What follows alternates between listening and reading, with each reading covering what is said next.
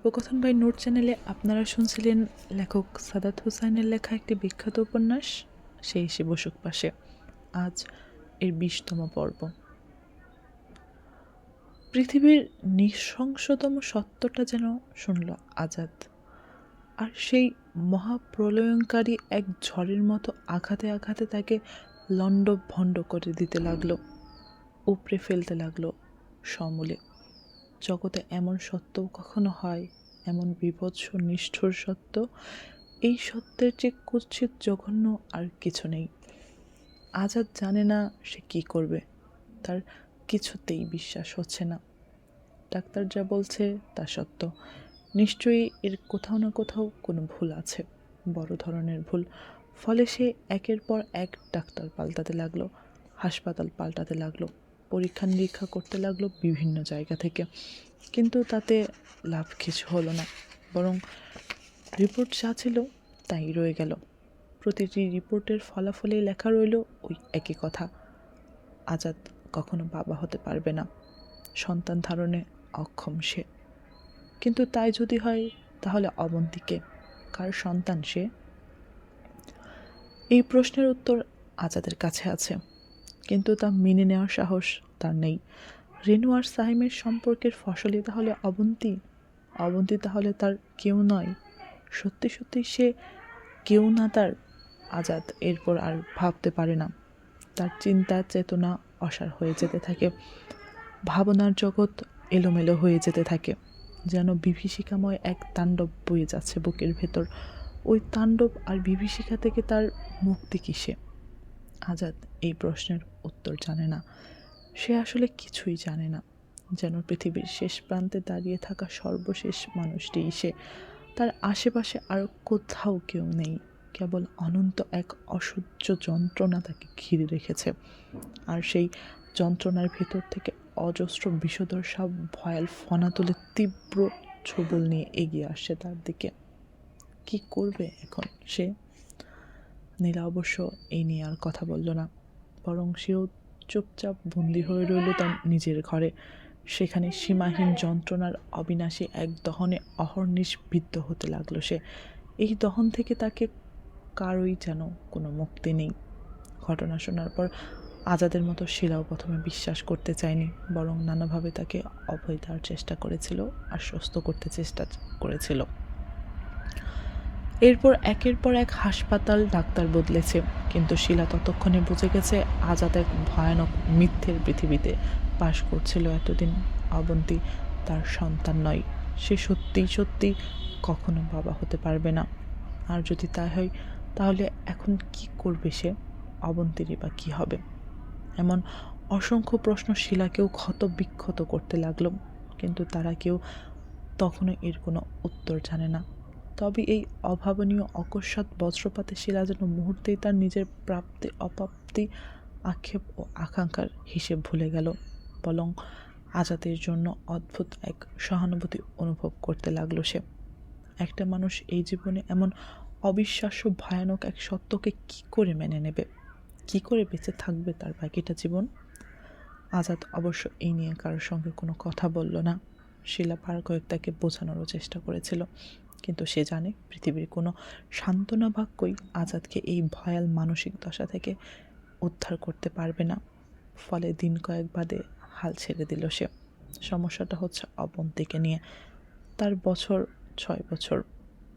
এই সময়টা তার স্কুলে যাওয়ার সময়, তাকে ভর্তিও করা হয়েছিল, কিন্তু তার সেই স্কুল বন্ধ হয়ে গেল। শুধু যে স্কুলই বন্ধ হলো তাও নয়, বরং হঠাৎ করেই তার চারপাশের জগৎ যেন থমকে গেল, যেন কোথাও কেউ নেই, সব কিছু অনড়, স্থবির। তার কাছে কেউ আসছে না, তার সঙ্গে কথা বলছে না। তবে এতে যে সে অখুশি তাও নয়, বরং এই সময়টাতে নিজের ইচ্ছে মতো খেলতে পারে সে, টিভিতে কার্টুন দেখতে পারে, খেতে ইচ্ছে না করলে দীর্ঘ সময় না খেয়েও থাকতে পারে। এতে কেউ তাকে বাধা দেয় না, জোর করে বাধ্যও করে না কিছুতে, যেন এক স্বাধীন জীবন। এর বাইরে বাবা মা যে সারাক্ষণ অন্ধকার দুটি ঘরের দরজা বন্ধ করে শুয়ে থাকে এতেও বিচলিত হয় না সে, বরং খুশি হয়। তার স্বাধীনতায় হস্তক্ষেপ করার মতো কেউ নেই। শিলার মাও বেশ কিছুদিন হলো তার বোনের বাসায় বেড়াতে গেছেন, সুতরাং এসবের কিছুই এখনও জানেন না তিনি। শিলা অবশ্য জানায়নি কিছু, এর কারণও আছে। সে জানে না আজাদ এখন কি করবে, কি ভাবছে। সে কি রেনুর সঙ্গে যোগাযোগ করার চেষ্টা করবে, তার মুখোমুখি দাঁড় করাবে তাকে, নাকি অন্য কোনো ভাবনা আছে তার? আর অবন্তীকে নিয়েই বা কী ভাবছে সে? আজাদ অবশ্য অদ্ভুত এক কাজ করলো। প্রায় মাস 2 পরে এক গভীর রাতে সে শিলাকে ঘুম থেকে ডেকে তুলল। তারপর বলল, মৃত্যু এবং বেঁচে থাকার মধ্যে পার্থক্য কি জানো? কি? স্বপ্ন। মানুষ মরে গেলে আর স্বপ্ন দেখতে পারে না, কিন্তু বেঁচে থাকলে পারে। শিলা কথা বলল না, সে বরং চুপচাপ আজাদকে বুঝতে চেষ্টা করতে লাগলো কি বলতে চাই সে। আজাদ বলল, আমি যদি এখন মরে যাই তাহলে সেটা কি অন্যায় হবে? তুমি মরে যাবে কেন? তুমি তো কোনো অন্যায় করনি। আমি মরে যাব কারণ আমার জীবনে আর কোনো স্বপ্ন নেই। স্বপ্নহীন মানুষ কেন বেঁচে থাকবে বলো? এই প্রশ্নের উত্তর শিলার কাছেও নেই। আসলেই তো, স্বপ্নহীন মানুষ কি করে বেঁচে থাকবে? আজাদ এখন স্বপ্নহীন এক মানুষ। তার সামনে কোনো আলো নেই, আশা নেই। বরং যে আলো ও আশার উপর সে দাঁড়িয়েছিল, স্বপ্ন দেখেছিল, তার সব হঠাৎ মিথ্যে হয়ে গেল। এবং সেই মিথ্যে এতটাই তীব্র, এতটাই সর্বপ্লাবী যে ওই মিথ্যে সহ্য করার মতো ক্ষমতা তার নেই। কিন্তু তাই বলে মরে যাবে সে? আজাদ বলল, এই রাতে আমি তোমাকে কেন ডেকে তুলেছি জানো? কেন? আমি তোমাকে মুক্ত করে দিতে চাই। মানে? হঠাৎ কপাল কুঁচকে তাকালো শিলা। আমাকে মুক্ত করে দিতে চাও মানে কি? তোমাকে মুক্ত করে দিতে চাই মানে তুমি আমায় ছেড়ে যেখানে খুশি সেখানে যেতে পারো। কেন? আজাদ এবার আর সঙ্গে সঙ্গে কথা বলল না। দীর্ঘ সময় চুপ করে রইল। তারপর বলল, কেন তুমি জানো না? না, জানি না। কারণ আমি এক অক্ষম পুরুষ। তুমি মোটেও অক্ষম নও। আমার জীবনে আমি তোমার চেয়ে ভালো মানুষ আর দেখিনি। আজাদ ম্লান হাসল। তারপর বলল, স্ত্রীদের কাছে স্বামীর ভালোত্বের চেয়েও তার সক্ষমতাই বেশি দরকার। তা সে অর্থনৈতিক সক্ষমতাই হোক কিংবা শরীরের। আমি আর সবার মতো না আজাদ। ওই দিন তো তুমিই বলেছিলে, কোথাও না কোথাও আমরা সবাই এক, আবার কোথাও না কোথাও আলাদা। এই একটি জায়গাতে তুমিও আর সবার মতো এক। মানে? মানে পৃথিবীর প্রায় সব মেয়েই মা হতে চাই, এই নিয়ে তাদের তীব্র আকাঙ্ক্ষা, স্বপ্ন, ইচ্ছা। তোমারও হয়তো অন্য অনেক ক্ষেত্রেই তুমি তাদের থেকে আলাদা, কিন্তু এই জায়গাটিতে তুমি আর সবার মতোই এক। শিলা এই কথায় চুপসে গেল। অনেক চেষ্টা করেও কোনো কথা খুঁজে পেল না সে। আজাদ বলল, আরেকটা কথা, তোমার কি কখনো নিজেকে অপরাধী ভাবতে ভালো লাগে? কিংবা তোমার কারণে কেউ বঞ্চিত হচ্ছে এই অনুভূতি নিয়ে বেঁচে থাকতে ইচ্ছে হয়? না, আমারও না। ঠিক কোন যুক্তিতে তুমি অপরাধী? এই ঘটনায় তো তোমার কোনো দোষ নেই। কোন ঘটনায়? শিলাখানিক চুপ করে থেকে দ্বিধাগ্রস্ত কণ্ঠে বলল, এই যে যা হলো, বা অবন্তীর ঘটনায়। অবন্তীর ঘটনায় নেই, কিন্তু তোমার ঘটনায় আছে। আমার কি ঘটনা? এই যে আমার কারণে তুমি তোমার জীবনের সবচেয়ে বড় স্বপ্নটা পূরণ করতে পারছো না, আমার সঙ্গে থাকলে পারবেও না কোনো দিন। এই অনুভূতি আমার কাছে মৃত্যুর চেয়েও ভয়ঙ্কর শিলা। আমার কারণে কেউ তার জীবনের সবচেয়ে বড় স্বপ্নটা পূরণ করতে পারছে না, এটা আমি কিছুতেই মেনে নিতে পারবো না। ইনফ্যাক্ট এখনই পারছি না। বলতে বলতে অকস্মাৎ গলা ভারী হয়ে এলো আজাদের। সে জড়ানো গলায় বলল, এ কদিন আমি কি ভেবেছি জানো? কি? অনেক অনেক কিছু ভেবেছি, মৃত্যুর কথাও, কিন্তু শেষ অবধি মৃত্যু ওই ভাবনা থেকে সরে এসেছি। কেন এসেছে শুনবে? কেন? আজাদ এই প্রশ্নের উত্তর দেওয়ার আগে যেন বেশ খানিকটা সময় নিল। তারপর মৃদু কণ্ঠে কিন্তু স্পষ্ট কণ্ঠে বলল, অবন্তীর জন্য। অবন্তীর জন্য? বলে আবার থামল আজাদ। তারপর বলল, একটা কথা ভেবে দেখেছ? কি কথা? আমি ছাড়া ওর আর কেউ নেই, কিংবা ও ছাড়া আমারও আর কেউ নেই। আমি যদি মরে যাই তাহলে ও যাবে কোথায়? শিলা কথা বলল না, তবে স্থির চোখে আজাদের দিকে তাকিয়ে রইল। আজাদ বলল, আমি সিদ্ধান্ত নিয়েছি বাকি জীবনটা ওকে নিয়েই কাটিয়ে দেব। ও তো আর জানবে না যে আমি ওর বাবা নই। তুমি না বললে আর কেউই জানবে না, কেবল আমি জানব। কিন্তু একটা কথা বলো তো, কী কথা? বাবা মা আর সন্তানের সম্পর্কটা কি কেবল জৈবিক কারণেই এত গভীর, এত অনুভূতিময়? শিলা এই প্রশ্নের উত্তর দিল না। আজাদ বলল, যদি তাই হবে তাহলে এই যে এতদিন আমি জানতাম যে অবন্তী আমারই সন্তান, এখন সেটা যদি মিথ্যে হয়, মানে মিথ্যেই তো, সে তো আসলে আমার সন্তান নয়। তাহলে তারপরে ওর প্রতি কেন আমি ঠিক সত্যিকারের বাবার মতোই অনুভূতি ফিল করতাম? আমি তো ওর সত্যিকারের বাবা নই, আমি ওর মিথ্যে বাবা। তাহলে ওর প্রতি আমার অনুভূতিটা কেন মিথ্যে না হয়ে এমন সত্যি হলো? শিলা কি বলবে ভেবে পাচ্ছে না। আজাদের হাত কাঁপছে, গা ঘামছে। শিলা আলতো করে তার হাতখানা চেপে ধরল, তারপর বলল, তুমি শান্ত হও প্লিজ, শান্ত হও। আজাদ অবশ্য শান্ত হলো না, সে বরং একের পর এক কথা বলে যেতেই লাগলো। তাতে নানা যুক্তি, ভাবনা, প্রসঙ্গ, যেন নিজের কাছে নিঃসন্দেহ হতে চাইছে সে, আত্মবিশ্বাসী হতে চাইছে, আর ঝেড়ে ফেলতে চাইছে নিজের ভেতর জেগে ওঠা নানা দ্বিধা, সংশয়, সংকোচ। আজাদ বলল, অবন্তীর প্রতি অনুভূতিতে আমার এতটুকু খাত কখনো ছিল না শিলা। সে যদি আমার সন্তানই না হয় তাহলে কেন ছিল না? বরং আর দোষটা বাবা যেন তার সন্তানকে ভালোবাসে, আমি ঠিক তেমনই ভালোবেসেছি। তাহলে যদি কেবল বায়োলজিক্যালি সন্তান ও বাবা মায়ের সম্পর্ক নির্ধারিত হয়, তাহলে ওকে আমি অমন করে ভালোবাসতাম কি করে? ওর বায়োলজিক্যাল ফাদার না হওয়ার পরও কেন ওর জন্য আমার এত মায়া, এত অনুভব? তাহলে এসব সব কি মিথ্যে? আজাদ আচমকা কেঁদে ফেলল। তার চোখের কোল বেয়ে ঝরঝর করে গড়িয়ে পড়তে লাগলো অশ্রু। শিলাখানিক এগিয়ে এসে তাকে জড়িয়ে ধরতে উদ্যত হলো, কিন্তু আজাদ হাত তুলে নিবৃত্ত করলো তাকে।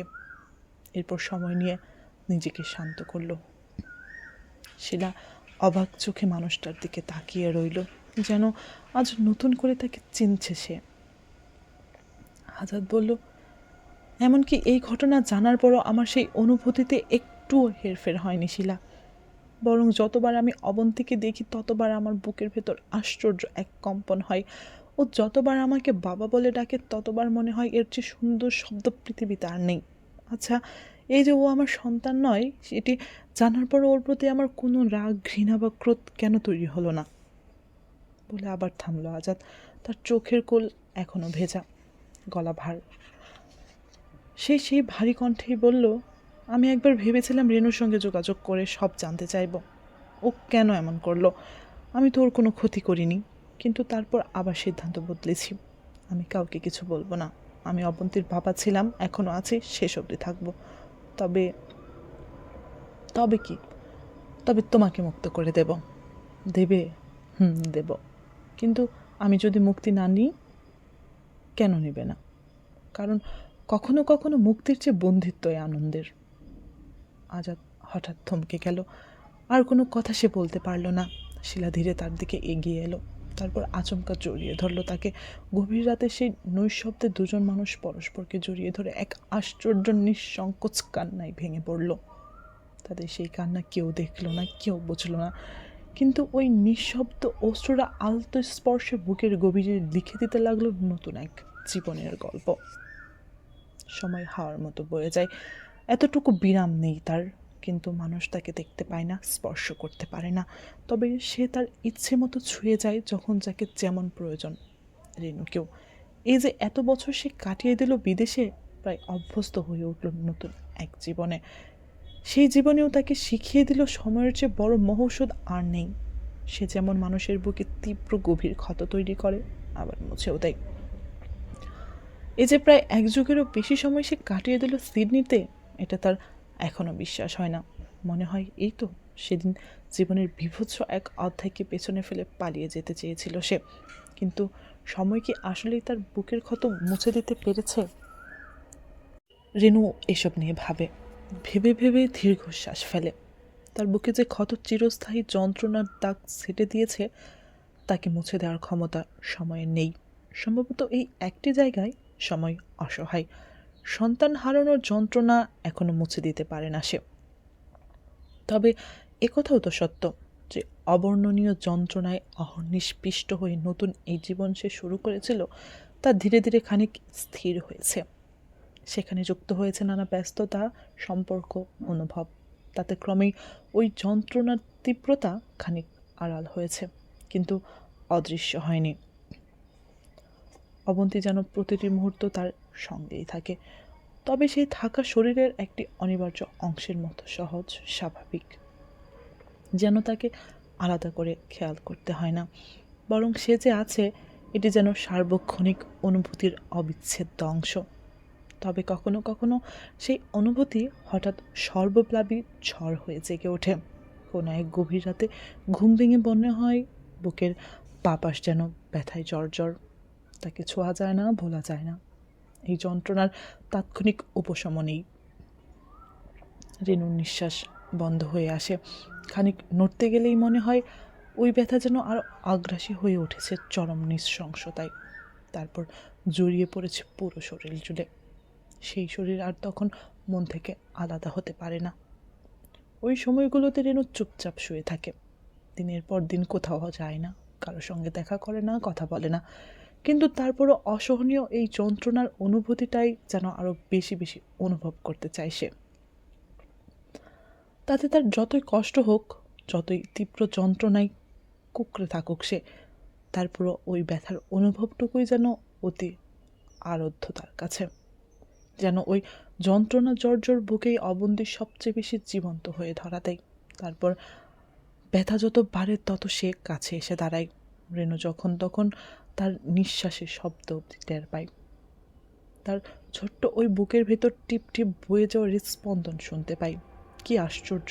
কল্পনাও এত সজীব হয়, এত জীবন্ত। ওই যে তুলোর বলের মতো ছোট্ট এক শিশু, তার ছোট্ট ছোট্ট হাত, পা, পাখির ঠোঁটের মতো ঠোঁট, গভীর কালো চোখ। ওই চোখের দিকে নির্নিমেষ তাকিয়ে থাকে সে। রেণু জানে এসব কিছুই সত্যি নয়। অবন্তী এখন অনেক বড় হয়ে গেছে। সে এখন ষোড়শী কিশোরী। কিন্তু তারপরও তার চোখে মুখে মনে লেগে থাকে অবন্তী সেই তুলতুলের ছোট্ট মুখখানা। ওই মুখ সে তার চোখের সামনে থেকে কিছুতেই সরাতে পারে না। সরাতে পারে না তার সেই আধো আধো বল, তার স্বরের জেদি চিৎকার, মা। মা কেন তাকে একা রেখে ঘুম থেকে উঠে গেল? কেন তার পাশে মায়ের লেগে নেই? কেন তার মুখের ওপর আঁচল ফেলে না রেখে উঠে গেল মা? আচ্ছা, পৃথিবীতে এর চেয়ে গভীর, এর চেয়ে সুন্দর অনুভূতি কি আর কিছু আছে? রেণু জানে নেই। এই যে এত বছর সে তার সবটা দিয়ে চেষ্টা করছে খানিক ভালো থাকতে, মানুষকে ভালোবাসতে, কিন্তু কই, তারপরও তো ওই অনুভূতি সামান্য ভুলে থাকতে পারেনি সে। এখনও নানা শিশু সংগঠন আছে, তারা শিশুদের নিয়ে কাজ করে। রেণু সপ্তাহে অন্তত একদিন হলেও সেখানে যেত, তারপর সময় কাটাতো তাদের সঙ্গে। তার যে খুব খারাপ লাগতো তা নয়, কিন্তু ওই প্রতিটি শিশুর মুখেই যেন কিভাবে কিভাবে অবন্তীকে দেখতে পেত সে। অবন্তীর হাসি, কান্না, জেদ, অভিমান সব সেখানে প্রতিভাত হয়ে উঠত। ফলে যে ক্ষততে প্রলেপ দেওয়ার জন্য এত চেষ্টা তার, সেই ক্ষত যেন আরও জেগে উঠত, পরিণত হতো দগদগে ঘায়ে। অনেক অনেক দিন বাদে রেহানা বেগম সেদিন অবন্তীর ছবি পাঠিয়েছেন। তাকে দেখে চমকে গেল রেণু। কোনো ফাঁকে এত বড় হয়ে গেল অবন্তী, সেই ছোট্ট পুতুলের মতো অবন্তী। অবশ্য সঙ্গে সঙ্গে মনও খারাপ হয়ে গেল তার, যেন এই মেয়েটি অবন্তীই নয়, যেন এ অন্য কেউ। আচ্ছা, সত্যি সত্যি কি এই মেয়েটির মা সে? কথাটি ভাবতে ভাবতে রেণুর বুক ভার হয়ে এলো। সে জানে আজাদ তার সঙ্গে যা করেছে তা হয়তো তার দিক থেকেই স্বাভাবিক, কিংবা আজাদের জায়গায় অন্য কেউ হলেও হয়তো এমন কিছুই করত। তাছাড়া তাদের ওই ধুলোয় ধূসরিত সম্পর্কের মাঝখানে কোন ফাঁকে শিলা এসে দাঁড়িয়েছিল তা যেন প্রথমে টেরই পায়নি সে। ফলে তাদের শীতল সম্পর্কের প্রবাহে ক্রমে নতুন প্রণোদনা হয়ে উঠেছিল শিলা।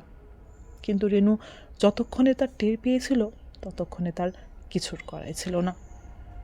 সে বরং তখন অন্ধকার গলিপথে পথ হাতড়ে ফেরা অসহায় বেপরোয়া এক মানুষ। সায়েমের ওই ভয়ানক থাবা থেকে নিজের মুক্তির চেয়ে বেশি আর কিছুই চাইবার ছিল না তার। হয়তো এই কারণে আজাদ ও শিলার সম্পর্কের ব্যাপারে চোখ বন্ধ করে রেখেছিল সে। কিন্তু তার কান জানত ক্রমে অস্থির হয়ে ওঠা আজাদ অন্য কোথাও স্থিরতা খুঁজছে। কিন্তু কি করবে তখন রেণু? সে বরং তখন সায়েমের হাতের পুতুল, তার ইচ্ছে মতোই চলতে হয় তাকে। প্রথম যেদিন সায়েম তাকে ফোন করেছিল সেদিন মুহূর্তে অন্ধকার হয়ে গিয়েছিল রেনুর জগৎ ও জীবন। সায়েম আবার ফিরে এলো কি করে, তাও এতদিন পর? কি চাই সে তার কাছে? বিষয়টা আতঙ্কিত করে ফেলল রেনুকে। তার মাত্র কদিন আগেই সায়েমের সঙ্গে তার বিয়ের ছবি দেখে ভয়ানক প্রতিক্রিয়া দেখিয়েছিল আজাদ। ফলে ভয়ে হতবিহ্বল হয়ে গেল রেনু। কি করবে কিছুই বুঝতে পারল না সে। তবে কেবল এই উপলব্ধিটুকু তার হলো যে যে কোনো উপায়ে হোক সায়েমকে নিবৃত্ত করতে হবে, কিন্তু সেটি কি করে সম্ভব তা সে জানে না। এই ভাবনা রেনুকে ভীত করে ফেলল, কিন্তু কথা কাউকে বলতেও পারছিল না সে। দিশেহারা রেনু তখন বাধ্য হয়ে সায়েমের সঙ্গে দেখা করলো, কিন্তু সেই দেখা যে তাকে এক জীবনমৃত মানুষে পরিণত করবে তা ঘুণাক্ষরেও ভাবতে পারেনি সে। সায়েম যেন তাকে দেখেই বুনো এক জন্তুতে পরিণত হলো। রেনু যে আবার বিয়ে করেছে, ভালো আছে, এই বিষয়গুলোই সম্ভবত নিতে পারলো না সে, কিংবা অন্য কিছু। হয়তো মুফতে পেয়ে যাওয়া ওই সুযোগটাও হারাতে চাইছিল না। ফলে প্রথম ধর্ষণেই ভয়ানক এক ধর্ষকে রূপান্তরিত হলো সে। অসহায় রেনুর তখন কিছুই করার ছিল না। সে যখন সায়েমের কাছ থেকে বাড়ি ফিরল তখন নিঃস্ব বিধ্বস্ত এক মানুষ সে, ভয়ার্ত। তারপর নিজের সঙ্গে অভাবনীয় এক যুদ্ধে লিপ্ত হতে হলো তাকে, কিন্তু সেই যুদ্ধে জেতার কোনো সম্ভাবনাই তার নেই। তারপরও মানুষ যেমন নিশ্চিত পরাজয় যেন বেঁচে থাকার শেষ চেষ্টাটা করে, রেনুও তাই করল। আজাদকে আরও বেশি আঁকড়ে ধরতে চাইল সে। তাকে হারানোর ভয়টা তীব্র থেকে তীব্রতর হয়ে উঠল, আর সেই ভয় থেকে যেন ক্রমে বেপরোয়া হয়ে উঠল রেনু।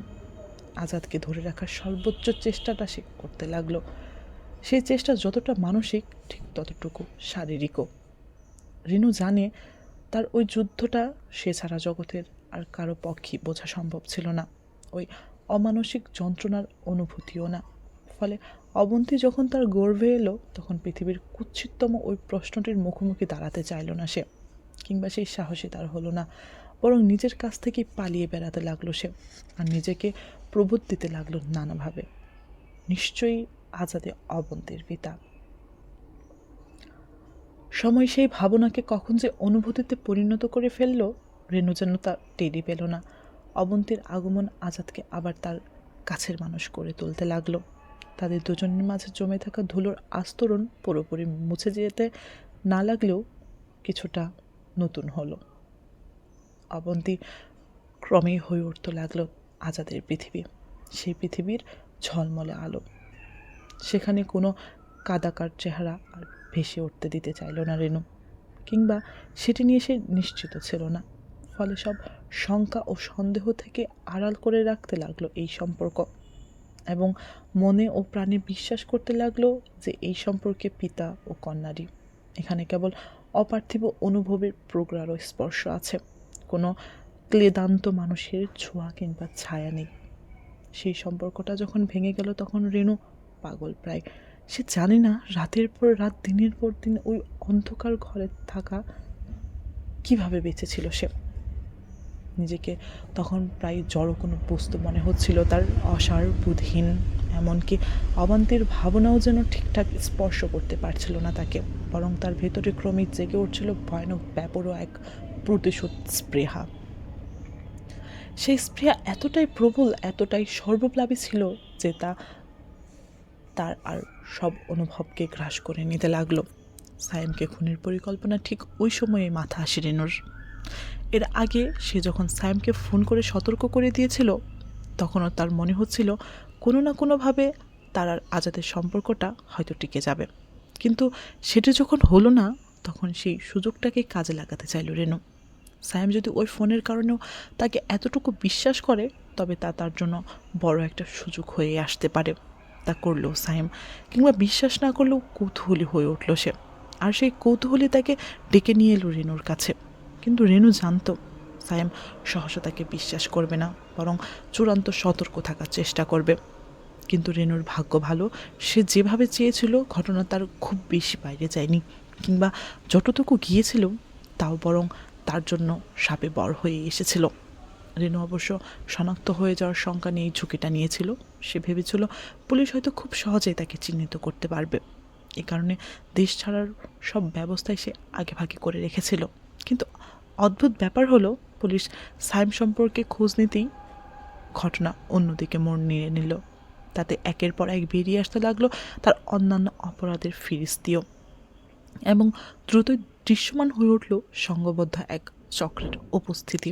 ফলে রেণু চড়ে গেল পুরোপুরি আড়ালে। অদ্ভুত ব্যাপার হলো, এই এত বছরেই ওই ঘটনার নিরেট কোনো সিদ্ধান্তে পৌঁছাতে পারেনি পুলিশ। হয়তো বিষয়টাকে আর অত গুরুত্বও দেয়নি তারা। রেণু এখনও বিষয়টি নিয়ে মাঝে মাঝে ভাবে। তার কিছুতেই বিশ্বাস হয় না সে সত্যি সত্যি ভয়ঙ্কর ওই কাজটা করেছিল। নিজের ওই মানসিক দশা নিয়েও প্রবল অবিশ্বাস তৈরি হয় তার। একজন অতি সাধারণ মানুষও তাহলে প্রবল ঘৃণায় হয়ে উঠতে পারে নৃশংস খুনি। রেহানা বেগমের শরীর খারাপ, তার বয়স বেড়েছে, হাঁটাচলাও করতে পারে না খুব একটা। ফলে আজাদের বাসাতেও আর আগের মতো যাওয়া হয় না। বছরে হাতে গোনা যে কয়েকবার যান, তাতে তাকে নানা প্রশ্নের সম্মুখীন হতে হতো। এই প্রশ্নের বেশিরভাগই অবশ্য আসতো অবন্তীর কাছ থেকে। সে বুঝতে পারতো না এই বৃদ্ধ মহিলা কেন তাকে দেখতে আসেন, আর তারপর এলোমেলো নানা কথা বলেন। সেই কথার মধ্যে যেটি প্রায় উচ্চকিত হওয়ার চেষ্টা করে তা হচ্ছে শিলা তার মা নয়, তার মা অন্য কেউ, এবং সে এখানে থাকে না, থাকে দূরের কোনো দেশে। কথাটি প্রথম প্রথম খুব অদ্ভুত লাগতো অবন্তীর কাছে, কিন্তু সময় যত গিয়েছে ততই যেন সে বুঝতে পেরেছে তার জীবনের কোথাও না কোথাও একটা বড় ফাঁকি লুকিয়ে আছে। সেই ফাঁকিটা সবাই ঢেকে রাখতে চাইলেও মাঝে মাঝে তা বেরিয়ে পড়ে, আর তখন বিচলিত হয়ে পড়ে সে। বিশেষ করে মা বাবার ঝগড়া হলে অনেক সময় আলটপকা কথা বেরিয়ে আসে মায়ের মুখ থেকে। বাবা সেসব নানাভাবে আড়াল করার চেষ্টা করেন, কিন্তু পারেন না। তাছাড়া অবন্তী যত বড় হয়েছে তত সে বুঝতে পেরেছে ওই আড়ালে যা রয়েছে তাই সত্যি। রেহানা বেগম যে খুব বিস্তারিত কিছু তাকে বলেন তা নয়, বরং আকারে ইঙ্গিতে নানা বিষয় বুঝিয়ে দেওয়ার চেষ্টা করতেন। আর মাঝে মধ্যে লুকিয়ে তার জন্য কিছু চকলেট কিংবা খেলনা খুঁজে দিয়ে বলতেন মা পাঠিয়েছেন। অবন্তী প্রথম প্রথম বুঝতো না তার আবার মাকে, তার মা তো এই বাড়িতেই আছে। ফলে মাঝে মধ্যেই পাল্টা প্রশ্ন করতো সে। কিন্তু রেহানা বেগম তখন স্পষ্ট করে কিছু বলতে চাইতেন না, কিংবা ভয় পেতেন যদি আজাদ বা শিলা তাকে আর এ বাড়িতে আসতে না দেয়। তার সেই আশঙ্কা অবশ্য সত্যিও হলো। হঠাৎ করে একবার তার সঙ্গে দুর্ব্যবহার করে বসলো আজাদ। শিলারও যেন তাতে প্রচ্ছন্ন প্রশ্রয় ছিল। ফলে প্রায় বছরখানেক আর ও বাড়িতে সেভাবে আসতে দেয়া হলো না তাকে। বিষয়টিতে ভয় পেয়ে গিয়েছিলেন রেহানা বেগম। তিনি তো আর তখন জানেন না যে ওই সময়টায় আজাদ শিলা অবন্তীর জীবনে কি ওলট পালটটাই না ঘটে গেছে। ফলে ভেতরে ভেতরে ভয়ানক অস্থির হয়ে উঠলেন তিনি। তবে বছর কয়েক যেতে না যেতেই ওই সময়টা আবার কেটে যেতে লাগলো। এর মধ্যে শিলার মা মারা গেছেন, আজাদের বাবাও। তাছাড়া নিজেদের মধ্যেও আবার নতুন করে নানা সংকট ওকে ঝুঁকি মারতে শুরু করছে। ফলে অবন্তীর বিষয়েও বেশ খানিকটা নির্লিপ্তও যেন হয়ে রইল তারা। বিশেষ করে শিলার আচরণে একটা স্পষ্ট দূরত্বও যেন আলগোছে জেগে উঠতে লাগলো। রেহানা বেগম এই সময়টাতে যেন আসতেন, তখন নানা কিছু নিয়ে আসতেন অবন্তীর জন্য। তার জন্মদিনে বাহারি সব উপহার দিতেন। বিষয়গুলোতে আজাদও আর বাধা দিত না, আর নতুন নতুন উপহার পেয়ে ভালো লাগতো অবন্তীরও। ফলে এ বাড়িতে যেন আবারও নিজের প্রবেশাধিকার ফিরে পেতে লাগলেন রেহানা বেগম, এবং এই সুযোগটাই কাজে লাগাতে লাগলেন তিনি। অবন্তীকে ঠাড়ে ঠুড়ে অনেক কিছুই বলতে শুরু করলেন। প্রথম প্রথম বিষয়গুলো অদ্ভুত লাগলেও খুব দ্রুতই অবন্তী বুঝতে পারল তার জীবন আর ৮-১০ জন শিশুর মতো স্বাভাবিক নয়। এই জীবন নানাবিধ ফাঁকিতে পরিপূর্ণ। ফলে সুযোগ পেলেই নানা কিছু ভাবত সে। আর সেই ভাবনায় অনিবার্য অনুষঙ্গ হয়ে উঠত বাবা মায়ের ঝগড়ার মুখ ফসকে বেরিয়ে আসা নানান কথা। কিন্তু এত কিছুর মধ্যেও শিলা আর আজাদকেই মা বাবা বলে ভাবতে লাগলো তার। রেহানা বেগম যতই রেনুর কথা বলতেন তাতে খুব একটা আগ্রহ দেখাতো না অবন্তী, বরং যে মানুষটা তাকে ফেলে অত দূরে কোনো এক দেশে রয়ে গেছে সেই মানুষটার জন্য ঠিক মাসুলভ অনুভূতিটা কাজ করতো না তার, বরং একটা অবচেতন অভিমান হতো। শিলা আর আজাদের সম্পর্কটা আবার সহজ ও মসৃণ হয়ে উঠবে ভাবলেও আসলে তার হলো না, বরং সেই রাতের ওই থরথর আবেগ আর সংবেদনশীলতা সময়ের সঙ্গে সঙ্গে কেটে যেতে লাগলো। বিশেষ করে শিলার বছর ২-৩ যেতে না যেতেই সে আবার অস্থির হয়ে উঠতে লাগলো। সেই অস্থিরতার আঁচ এসে লাগলো অবন্তীর গায়েও। তার সঙ্গে মাঝে মধ্যে দুর্ব্যবহার করতে লাগলো সে, এমনকি নানা ঘটনায় শিলার গায়ে বার কয়েক হাতও তুলেছে সে। আজাদ অবশ্য বিষয়গুলোকে নিয়ে শিলাকে কিছু বলল না, বরং মানুষকে স্বাভাবিক বৈশিষ্ট্য হিসেবেই বিবেচনা করতে লাগলো। মাঝে মধ্যে অবন্তীকে বোঝানোর চেষ্টা করতো সে, কিন্তু অবন্তী বয়সের তুলনায় যেন অনেক পরিপক্ক। তার বয়সী মেয়েদের তুলনায় সে বেশ শান্ত ও গভীর, ফলে আশেপাশে ঘটে যাওয়া কোনো ঘটনা নিয়েই তেমন প্রতিক্রিয়া দেখায় না সে, বরং চুপচাপ শোনে, দেখে, বোঝার চেষ্টা করে, তারপর নিজের ভাবনা ও যুক্তিতে অনুবাদ করে। তবে সেই অনুবাদ যদি তাকে কষ্টও দাও, তবুও তা সহসা প্রকাশ করে না সে, বরং মেনে নেয়। যেমন মেনে নিল বদলে যাওয়া শিলাকেও।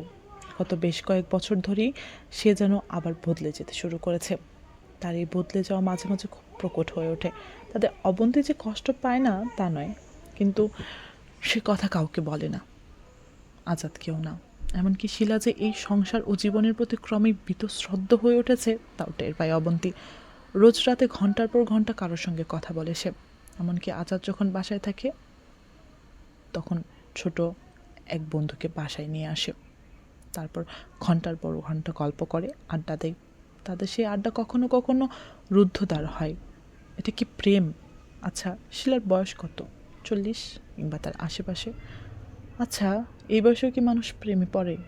সেই প্রেমের অনুভূতি কেমন হয় অবন্তী জানে না। তবে মাঝে মাঝে খুব জানতে ইচ্ছে হয় তার, যখন তার স্কুলের বন্ধুরা এসব নিয়ে ফিসফাস করে, লুকিয়ে গল্প করে, তখন তাদের চোখে মুখে যে উত্তেজনা ফুটে ওঠে তা অবাক করে অবন্তীকে। ভালোবাসার অনুভব সত্যি সত্যিই কি এমন? অবন্তী জানে না। তবে ওই ছেলেটা যখন আসে তখন মুহূর্তেই যেন শিলা অন্য এক মানুষ হয়ে যায়। সেই মানুষটা যেন সুবাস ছড়াতে থাকে তার চারপাশে, আর তাতে সুরভিত হয়ে ওঠে শিলা। বিষয়টা অবন্তীকে অবাক করে, কিন্তু কখনোই কাউকে কিছু বলে না সে। তার বরং কেন যেন মনে হয় শিলার এই ব্যাপারটা বাবাও জানে, কিংবা অনুমান করে, তারপরও কিছু বলে না সে। জীবন হয়তো এমনই, এখানে সবাইকে কখনো কখনো চোর পুলিশ খেলতে হয়। সেই খেলায় কখনো কখনো সে চোর, তাকে পালিয়ে বেড়াতে হয়, আবার কখনো কখনো পুলিশ। তবে সবচেয়ে দুর্ভাগা বোধ হয় সেই মানুষটি, পুলিশ হয়ে যাকে জীবনভর চোরের ভূমিকায় অভিনয় করতে বাধ্য হয়। অবন্তীর জীবনটা কেমন, এই প্রশ্নের উত্তর সে জানে না। তবে তার প্রায় মনে হয় সে মূলত চোর, তার জীবন লুকিয়ে থাকার। তবে সে এসব মেনে নেয় তার জীবনের গল্প। সে জানে ওই গল্পটা তাকে সরাসরি সবিস্তারে বলার সাহস হয়তো কারো নেই, কিন্তু তারা জানে না সবার অগোচরে দিনের পর দিন, বছরের পর বছর ওই গল্পের নানা টুকরোগুলোকে এক করে একটা আস্ত মালা গেঁথে নিয়েছে সে। সেই মালায় হয়তো দু একটা পুঁতির অভাব রয়েছে, কিন্তু তাতেও নিজের জীবনের ওই গোপন গল্পের সারমর্মটা পড়তে তার অসুবিধা হয়নি। গল্পকথন বাই নূর চ্যানেলের সেই এসে বসুক পাশে উপন্যাসের 20তম পর্ব এখানেই সমাপ্তি। পরবর্তী পর্ব দেখার জন্য আপনাদেরকে সাদর আমন্ত্রণ জানানো হলো। এতক্ষণ ধৈর্য সহকারে গল্প শোনার জন্য আপনাদেরকে অনেক অনেক ধন্যবাদ।